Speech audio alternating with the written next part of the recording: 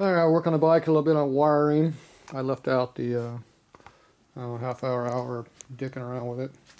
So basically I'm taking the ignition switch out of this hole, which is right on top of your chain, which is a great place to have your fingers at high speed. And we're going to move it to the transmission mount over here. I'm just going to run a universal ignition switch bracket right off of one of these bolts here and have the switch just back here, right here, probably like this area here. It'll be fine. Yeah, with this 2-in-1 pipe, this is out of the way, so you don't have the rear pipe coming through here to burn you. Oop. So it's in a good spot. So I'm looking over the wiring, trying to figure out what the hell they got going on here. And I think I'm just going to start over. This wire is bad. It has power and sometimes it doesn't. The other wire that I took off, what did I do with that big red piece of crap? Yeah, there it is. This 12 gauge wire here was running the headlight. I'm thinking that might be more than we need to run that headlight, considering that the wire going up to the headlight is not that big. The wire coming up the headlight is this little white one here, right here, going up through there. So I'm going to just eliminate that. I'm going to keep that wire. I'm not going to rewire that part. The ignition module is coming off this one here. So one of these little white wires here is powering the coil. That'd be, this one is actually powering the coil. And that's powering the ignition module also then. So we're going to keep that. This is my ignition wire coming up through here that I put in. We're keeping that. I got to figure out where the alternator wire here is coming out. It should be going directly to the battery. So I'm assuming that's probably one of these big leads or something. Don't know. I'm not using that piece of crap. So this wire is bad, the other one's bad. Now this one here, the wire was mounted on the bottom of this thing right down here.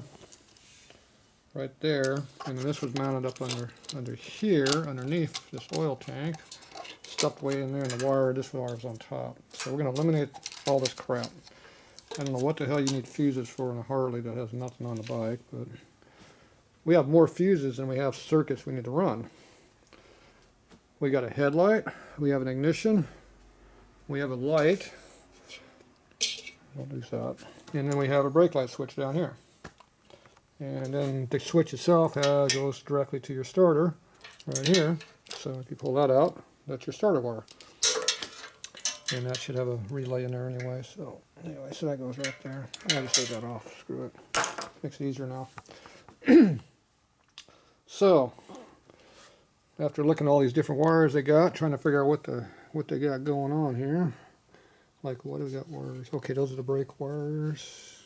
Okay, so that goes right under a chain, which is a bad place to run wires. Chains like to bounce around all over the place and cut stuff off. So see, as that chain bounces up and down, that wire is going to go bye-bye. It's a bad location. You should run that wire all the way up to this one here, because the further you get closer you get to the sprocket, the less whipping you get. That's going to hit the frame, which means to rip it off. So the other way is you go down behind the backside here like that. You don't want to go underneath the frame because it gets ground off. So this one here, you either come all the way up to here, go that way, or just get down low and go right across here. I'll probably just go right across here. So just undo this and move it. Basically just take it like this, yank up the excess clearance, get over that bracket, rotate it around like that.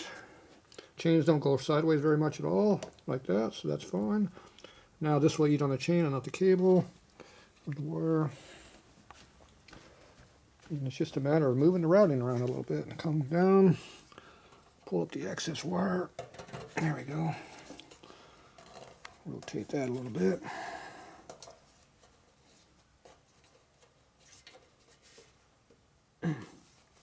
Pull up your slack, and there you go.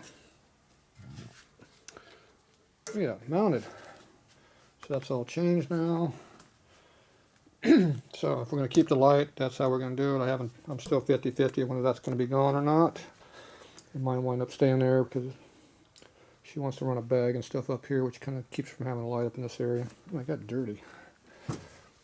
Alright, so we just clean up our mess. Yeah, it is a mess too. Okay, we're not running any idiot lights for oil pressure, which is kind of stupid, but okay, they're not using it. Usually I'll put like a little light up inside the fork up in here and then run a couple wires up to it, but yeah, chopper, we're not doing it. Okay, so we're going to have a starter switch here. So what they did was they have a fuse right here, which is stupid. Okay, what's that being held with? Nothing. There, I just yanked it up. Okay, so, oh, they did something really stupid, didn't they? Okay, yeah. Okay, so this is our alternator wire. Yep. Going to our regulator over here. Yep, there it is. Even there, turning shit. Down here. Okay, so this is the battery charging wire. That should go right to your battery. So they have the alternator on a fuse. So you have a 30 amp fuse on a 32 amp system. That makes a lot of sense. Stupid. Okay, so we're going to lose that fuse. So we're going to run this right up to our battery right here. So I might, see they got it cut so short I can't quite reach to their figures. So I'm going to have to put a splice in here and put a little piece of short wire to get me up to here. So you always want to go directly to your battery post with your alternator. Or some big area. Some starter bolt. Sometimes you go to the starter motor bolt. There's a big cable on the starter motor, which is on top here. You can also put your alternator right to that because that has a cable that goes right to your battery. It's one of these big ass cables like that, so it's the same basic thing, but I still prefer having it directly on your battery post.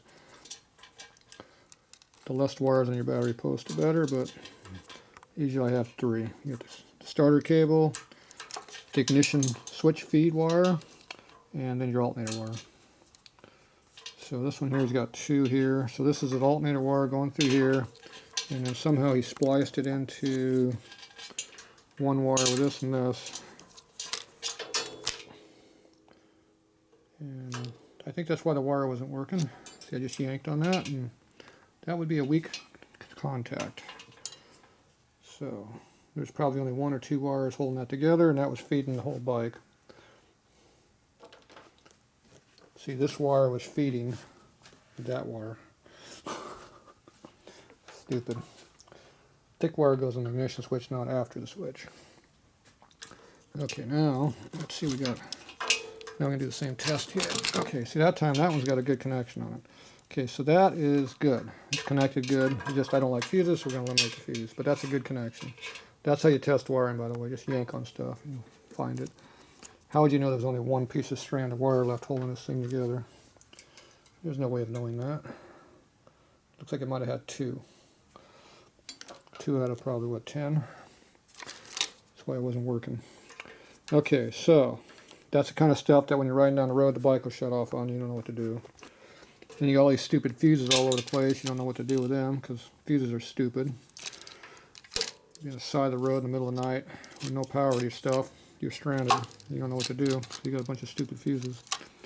Circuit breakers pop and then they reset after a minute. That's what you use as circuit breakers. So what you want is you either have 2 circuit breakers or 1. You can have 1 circuit breaker feeding your ignition switch, like a 20 ampere, and then that's it on the whole bike, because everything goes through the switch has a 20 amp on it. The other way is you can come out, you have no breaker to your switch. Coming out of your switch, you have a breaker for the ignition stuff, and you have a breaker for the light stuff. And that would be it. Now, why do they got so many wires on that switch? I'm going to have to ohm that out and see what's going on, because I think that was a hot wire there, and then light was on this one. There might be some accessory stuff over here, I don't know, it's a weird switch. So, the circuit breakers are your terminal posts, basically, because we only got a couple wires we got to deal with. So I'm going to eliminate all this crap. So, we're going to get rid of this snake. I'm going to lose this completely. I'm going to get rid of these wires right here. Probably go up to the coil and just run a new wire because I don't like this stupid wire they're using. So I'll probably put a new wire from the coil all the way down to my ignition switch, which is going to be down here. And we'll just change that out. And we're still going to have 1 wire going to the headlights, so we're going to have to figure out One of these two is feeding the headlight, one's feeding the switch. Yeah, maybe I'll keep that wire in there. That's adequate. I'll probably just cut both these off, put eyelets on them. Actually, I'd extend them all the way down to my ignition switch here, because I think I'm only going to run one circuit breaker. So I'll run this all the way down to my switch. Make it easier for me. So I'll keep those two, and then I'll just eliminate all this other crap. We'll have a direct feed right to my brake switch. The brake switch is already wired to the tail light, so I don't have to worry about that. We need a tail light wire, and that will go right to your switch also. So you have two wires, one going here, one going in this harness here. So I have to figure out which one of these goes to where. But we'll figure that out, no big deal. So we'll get rid of all this rat nest. And the last thing that should be on the bike is a starter relay. This does not feel like a 30 amp switch that you can run 30 amps of power through. Feels pretty light and cheap. So when you energize this starter motor right here, it's going to draw 20 to 30 amps to turn the thing on. If you keep running that power through the switches, the contacts in the switch, you're going to burn them out, and then everything's going to not work. So that's a weak link. So I'm going to go ahead and put a starter relay in here. So the starter relay goes right to your battery for power, or it can come right off the terminal over here if you want to do it that way. The inlet terminal, you can run it off of that. Either way, it's got full power to it, depending on how many wires you want to go up to your battery. If you want to have separate wires, then you're going to have more wires up on your post. You don't really want to do that, so I'll probably come off of the switch with two wires down there. And then the other wire goes to the starter, the output wire, and the other wire goes right back to the other side of the switch to trigger. So when you turn this thing on, it triggers that wire, which triggers your relay, which puts the power from the switch right to the starter motor, which turns the motor over. And the starter relay will take 30, 40, 50 amps, depending on what size it is. It's a little 1-inch square box, so we'll just hide it up somewhere. Somewhere we'll find a place to strap it. Good place is zip tied on your bracket right here is a good place for us. It'll probably be down there, and all the wiring's going to be right here anyway, so just put it all down there.